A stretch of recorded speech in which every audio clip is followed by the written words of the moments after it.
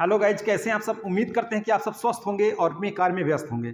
तो गाइज, आज का जो हमारा टॉपिक है, यह टॉपिक बहुत ही महत्वपूर्ण है, जिसमें ये 3 छोटे छोटे टॉपिक सम्मिलित हैं हमारे इस लेक्चर में। तो गाइज, 3 टॉपिक कौन से हैं? एक तो माइकोप्लाज्मा है, जो सबसे छोटी कोशिका जिसे कहते हैं। दूसरा साइनोबैक्टीरिया है, ब्लू ग्रीन एल्गी। और ये तीसरा जो टॉपिक है वो है रिकेट्सिया। तो 3 ये छोटे छोटे टॉपिक हैं। तो चलते हैं, देखते हैं आज इस टॉपिक पर प्रश्न किस प्रकार के बनते हैं गाइस। तो चलिए शुरू करते हैं अपने लेक्चर को। तो गाइस देखिए, सबसे पहले माइकोप्लाज्मा की बात करेंगे। तो माइकोप्लाज्मा की अगर हम बात करें तो देखिए जरा, सबसे पहली इसकी जो साइज होती है माइकोप्लाज्मा की 100 से 500 नैनोमीटर तक होती है इसकी साइज। दूसरी पॉइंट बात क्या है, इसे पीपीएलओ भी कहते हैं। क्या कहते हैं? पीपीएलओ। पीपीएलओ का पूरा नाम क्या है? प्लूरोन्यूमोनिया लाइक ऑर्गेनिज्म। यही है माइकोप्लाज्मा। और इसे सबसे छोटी कोशिका कहा जाता है। इसे सबसे छोटी कोशिका, स्मॉलेस्ट सेल क्या है? पीपीएलओ अर्थात माइकोप्लाज्मा है। और दूसरी बात यह कि इसे जोकर ऑफ प्लांट किंगडम भी कहते हैं। जोकर ऑफ प्लांट किंगडम कहते हैं क्योंकि ये क्या शो करता है? प्लियोमॉर्फिक, ये बहुरूपी होता है। अर्थात इसका जो आकार है ये परिवर्तित होता रहता है, इसके आकार में परिवर्तन होता रहता है गाइस, इसलिए इसे प्लियोमॉर्फिक कहते हैं।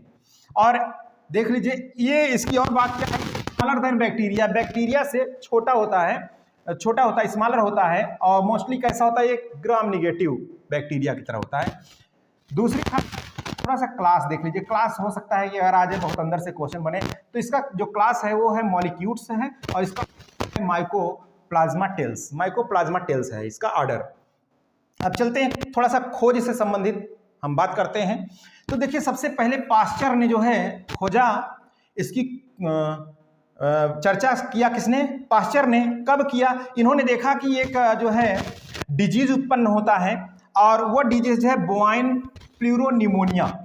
बोवाइन प्लूरोन्यूमोनिया में ये जो रोग है, इसके एजेंट के रूप में था कौन था? Mycoplasma. But not grow in culture medium. लेकिन इसको जो है इन्होंने जो है कल्चर मीडियम में ग्रो नहीं कर पाया, इसको अलग नहीं कर पाएगा इस, ठीक है? कौन? पास्चर। तो इसकी खोज का श्रेय जो है वो किसको चला जाता है? वो जाता है किसको? वो जाता है नोकार्ड एंड रॉक्स को, 1988। देख लीजिए, क्योंकि इन्होंने ग्रो कराया कल्चर मीडियम में। किसने फिर बाद में इसको किसने ग्रो कराया? नोकार्ड एंड रॉक्स ने। इसलिए इसका खोज का श्रेय किसको जाता है? नोकार्ड एंड रॉक्स को। चलते हैं आगे। इसकी खास बात क्या है देख लीजिए, एक पॉइंट और है। इससे और क्या कहते हैं कि यह intermediate between bacteria and virus. ये बैक्टीरिया और वायरस के बीच का होता है गाइस। बैक्टीरिया और वायरस के बीच का होता है कौन? माइकोप्लाज्मा। ठीक है, जैसे सजीव और निर्जीव के बीच की कड़ी कौन था? वो था वायरस। उसी तरीके से बैक्टीरिया और वायरस के बीच की कड़ी कौन है? ये है माइकोप्लाज्मा।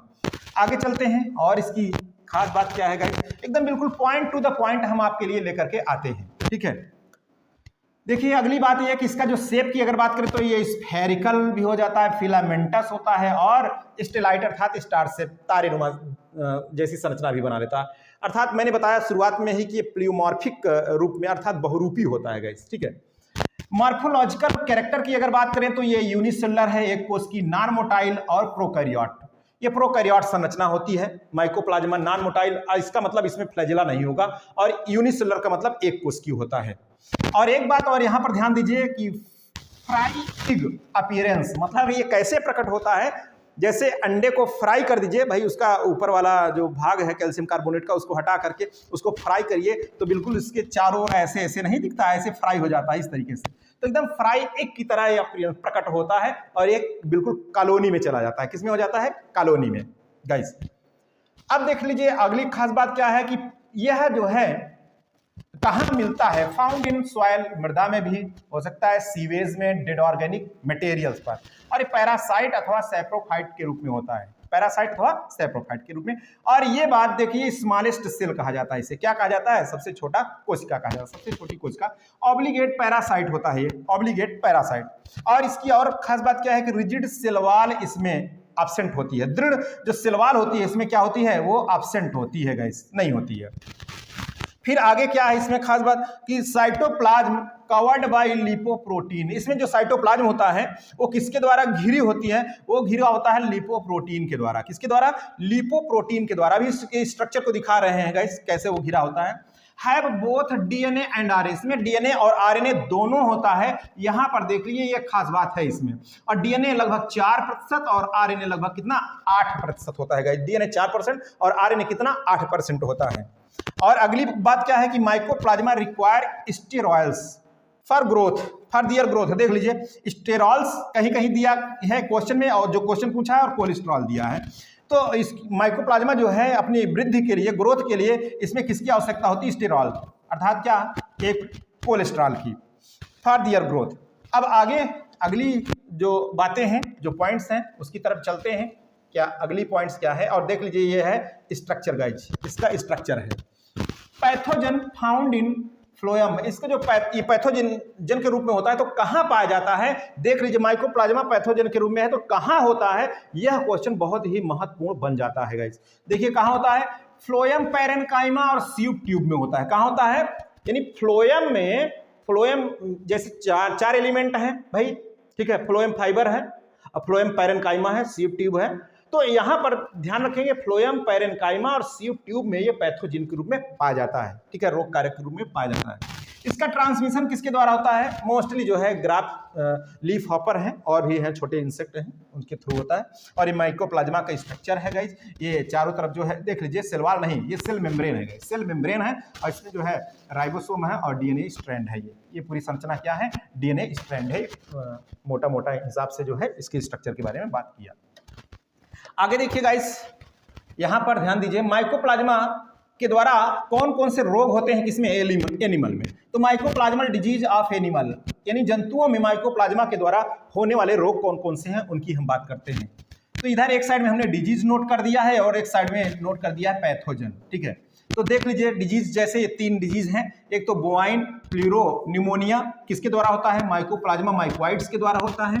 और इन्फ्लामेशन ऑफ जेनाइटल्स, मतलब जननांगों में जो स्वेलिंग होती है, फूल जाता है, वो किसके द्वारा? माइकोप्लाज्मा बोवीजेनाइटेलियम के द्वारा।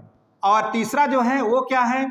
एगैलेक्टिया ऑफ सीप अथवा गोट, यानी भेड़ में और बकरी में एगैलेक्टिया किसके द्वारा होता है? ये होता है माइकोप्लाज्मा एगैलेक्टी के द्वारा, माइकोप्लाज्मा एगैलेक्टी के द्वारा। ये तो हो गया एनिमल्स में, ये जो इसके द्वारा होता है। अब ह्यूमन में देख लेते हैं थोड़ा सा। ह्यूमन में, मनुष्य में माइकोप्लाज्मा के द्वारा क्या होता है? तो mycoplasma pneumonia, effect on pneumonia and respiratory system.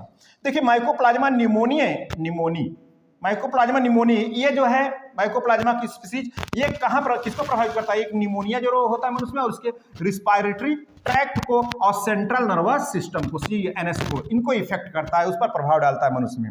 और माइकोप्लाज्मा होमिनिस, ये देख लीजिए अंडरलाइन रहेगा, माइकोप्लाज्मा होमिनिस जो है ये देख लीजिए यूरिनोजेनाइटल्स कार्डियोवैस्कुलर सिस्टम, यूरिनोजेनाइटल्स और कार्डियोवैस्कुलर सिस्टम को ये प्रभावित करता है गाइस। आगे देख लीजिए थोड़ा सा इसकी और महत्वपूर्ण बातें क्या हैं। देखिए हम फटाफट बिल्कुल जो है चलते हैं, इसलिए टाइम वेस्ट न करते हुए, इसलिए अगर नहीं समझ में आता है तो आप लोग बताइएगा, मैं बहुत ही एक्सप्लेनेशन करके चलूंगा। लेकिन मैं सोचता हूं कि कम समय में आपको पूरा का पूरा मटेरियल आपको मिल जाए, ठीक है। नो टाइम वेस्टिंग, नो बकवास, कुछ नहीं, ठीक है। केवल और केवल ओनली जो है ये सिस्टम से चले। माइकोप्लाज्मल डिजीज ऑफ प्लांट, पौधों में माइकोप्लाज्मा के द्वारा क्या डिजीज होता है? तो यहाँ देख लीजिए लिटिल लीफ ऑफ ब्रिंजल और क्लोवर वायरेसेंस और क्लोवर ड्वार्फ, कॉटन वायरेसेंस और बंची टॉप ऑफ पपाया। देखिए मैंने इसलिए किया, ये भी डिजीज है, बहुत ज्यादा बार ये पूछा गया है, very very most important. Bunchy top of papaya ये किसके द्वारा होता है? माइकोप्लाज्मा के द्वारा होता है। और बिग बड ऑफ टोमेटो, ये भी माइकोप्लाज्मा के द्वारा। येलो ड्वार्फ ऑफ टोबैको, ये भी माइकोप्लाज्मा के द्वारा। तो इनको थोड़ा सा ध्यान रखिएगा, बंची को जरूर ध्यान रखिएगा। अब देखिए माइकोप्लाज्मा के बारे में इतना है, इससे ज्यादा क्वेश्चन नहीं बनेगा गाइस, तो ये ध्यान रखिएगा थोड़ा सा। देखिए अब हम बात करते हैं यहाँ पर रिकेट्सिया के बारे में। रिकेट्सिया के बारे में बात करते हैं कि आखिर ये है क्या रिकेट्सियास, इसके बारे में थोड़ा देखते हैं। इतने ही पॉइंट हैं इसके बारे में, रिकेट्सिया के बारे में 1 point, 2 point, 3 point, 4 point, 5 point, 6 point, 7 point, इतने पॉइंट्स हैं इसमें। स्मॉलेस्ट ये प्रोकैरियोट है, ये भी छोटा एक प्रोकैरियोट है, ये भी जो है इसको देख लीजिए, 1 से 2 माइक्रोमीटर तक लॉन्ग होता है और 0.3 से 0.7 माइक्रोमीटर तक चौड़ा होता है गाइस ये। लार्जर दैन वायरस, ये वायरस से थोड़ा सा बड़ा होता है गाइज। स्मॉलेस्ट प्रोकैरियोट तो है लेकिन वायरस से थोड़ा क्या होता है, बड़ा होता है। दे आर ग्राम पॉजिटिव, ये ग्राम पॉजिटिव, वहां तो वो क्या था, ग्राम निगेटिव था माइकोप्लाज्मा, ये कैसा है, ग्राम पॉजिटिव है। इंट्रासेलुलर ऑब्लिगेट पैरासाइट, वो ऑब्लिगेट पैरासाइट, यहां पर देख लीजिए इंट्रासेलुलर ऑब्लिगेट पैरासाइट है ये। और अगली बात, the close relationship between blood sucking arthropods like fleas, lice और टिक्स। ये जो आर्थ्रोपोड्स हैं जैसे फ्लियाज, लाइस और टिक्स, इनमें जो है, इनके साथ जो है ब्लड सकिंग के से बिल्कुल क्लोज रिलेशन दिखाता है, एकदम घनिष्ठ जो है संबंध इसके साथ दिखाता है। सेलवाल कंटेन्स म्यूकोपॉलीसैकेराइड, इसकी सेलवाल में क्या होता है, म्यूकोपॉलीसैकेराइड्स होता है इसमें। और रिकेट्सियास कैन बी स्टेन्ड विथ, देख लीजिए ये क्वेश्चन बनता है भाई, इसको ध्यान रखिएगा। ये किसके द्वारा स्टेन किया जा सकता है, तो जेमाज स्टेन के द्वारा होता है। इसके देख लीजिए जेमाज स्टेन, GIEMSA'S स्टेन, ये आप ध्यान रखिएगा, वेरी वेरी मोस्ट इंपॉर्टेंट, अगर रिकेट्सिया आ गया तब, ठीक है। रिकेट्सिया जो है स्टेन होता है किसके द्वारा, इसके द्वारा, और ये पॉजिटिव ग्राम पॉजिटिव है ना, तो इसका स्टेनिंग होता है इसके थ्रू होता है। रिकेट्सियास कॉज्ड बाय रिकेट्सी, ये रिकेट्सी के द्वारा क्या होता है, रिकेट्सियास किसके कारण होता है, रिकेट्सी के कारण होता है। तो यह भी पूछा गया है। इसमें से अभी तक जो क्वेश्चन बना है गाइज, वो यही दो बने हैं। एक तो यह बना है रिकेट्सी, इसका जो रोग है, और एक जो है इसका स्टेनिंग किसके द्वारा होता है। तो ये आप दोनों पॉइंट्स इसको ध्यान रखिएगा। चलिए, एक तो माइकोप्लाज्मा हो गया, रिकेट्सिया हो गया, और तीसरा जो है, तीसरा आज का टॉपिक है, तीसरे टॉपिक की हम बात करते हैं, वो है साइनोबैक्टीरिया अथवा ब्लू ग्रीन एल्गी। तो इसके बारे में भी हम बिल्कुल पॉइंट टू द पॉइंट लेकर के आए हुए हैं। तो चलते हैं, देखते हैं आखिर इनके पॉइंट्स क्या हैं गाइस। देखिए, साइनोबैक्टीरिया अथवा ब्लू ग्रीन एल्गी, इसकी अगर हम बात करें तो क्या क्या कहा जाता है, also called blue green algae, नीले हरे शैवाल। क्यों कहते हैं, देखो इसको दो बातें हैं, तो क्यों कहते हैं इसको, एक तो बीजीए क्यों कहते हैं, एक तो साइनोबैक्टीरिया क्यों कहते हैं। देखो बैक्टीरिया भी जुड़ा है, यहाँ एल्गी जुड़ा है, तो इसको क्यों कहते हैं, थोड़ा सा कैरेक्टर इसका एल्गी का है, इसलिए इसको बीजीए कहते हैं, ब्लू ग्रीन एल्गी है।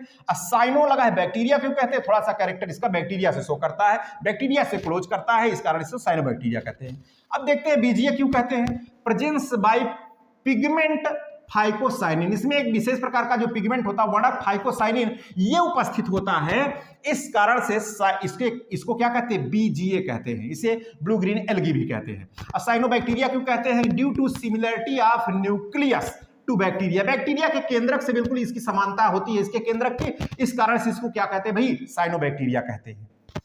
अबाउट, लगभग इसकी कितनी है, 1500 स्पीसीज है गाइस लगभग।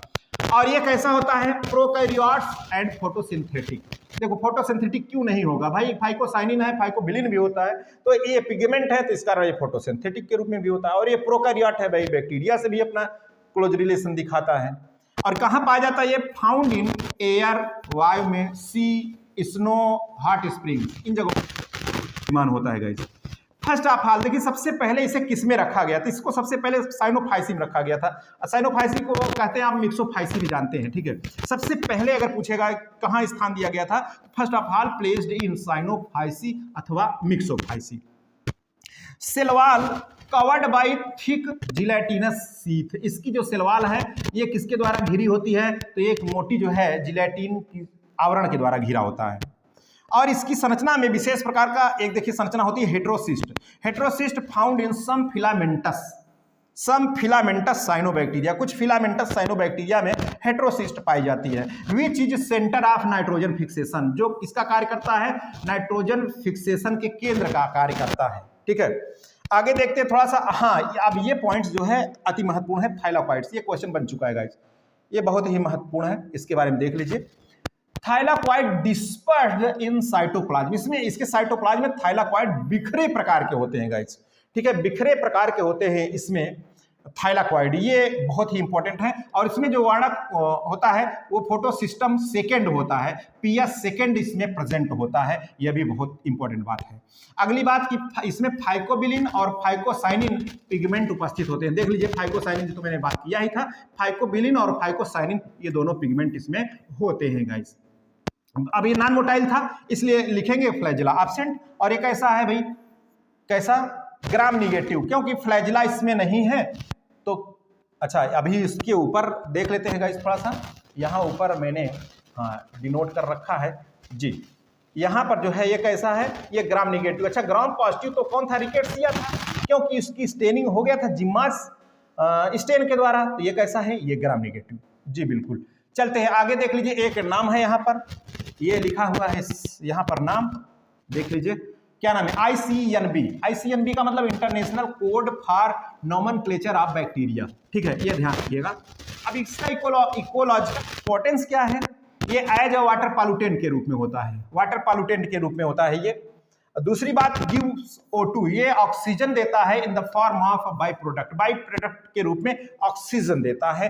और एज अ फाइटोप्लैंक्टन, सबसे नीचे जो होते हैं बिल्कुल पानी जहां भरा होगा उसमें से सबसे पहले ऑक्सीजन इवॉल्व होती है इसी में, किसके रूप में, बाई प्रोडक्ट के रूप में। तो गाइस चलिए, ये जो तीनों छोटे छोटे जो टॉपिक रहे ये आपके लिए रहे, ठीक है। और जिन लोगों ने वायरस और बैक्टीरिया का PDF लिया है भाई परचेज करके, उनके लिए मैं ऐसा करूंगा कि ये PDF उनको मैं फ्री उपलब्ध करा दूँ, ठीक है। बाकी जिन लोगों ने नहीं लिया चाहते हैं तो आप इस नंबर पर आप संपर्क कर सकते हैं, 9219 00 85 22, ठीक है, इस पर संपर्क कर सकते हैं। जो भी PDF चाहिए वायरस की, बैक्टीरिया के, बोथ दोनों के लेंगे, आपको लाइकेन के और अलावा 4 PDF और भी हैं, और ये भी आपको फ्री में मिल जाती है। तो चलिए, हालांकि जो लोग अपने नोट्स बनाते हैं, इसमें है क्या, स्क्रीनशॉट लीजिए और इसको अपने हैंड राइटिंग में लिख लीजिए, ये और भी बेटर होता है गाइज। तो चलिए गाइज, आज के लेक्चर में बस यहीं तक करते हैं, फिर मिलेंगे नए दिन, नए ऊर्जा और नए लेक्चर के साथ। ओके, थैंक यू, जय हिंद।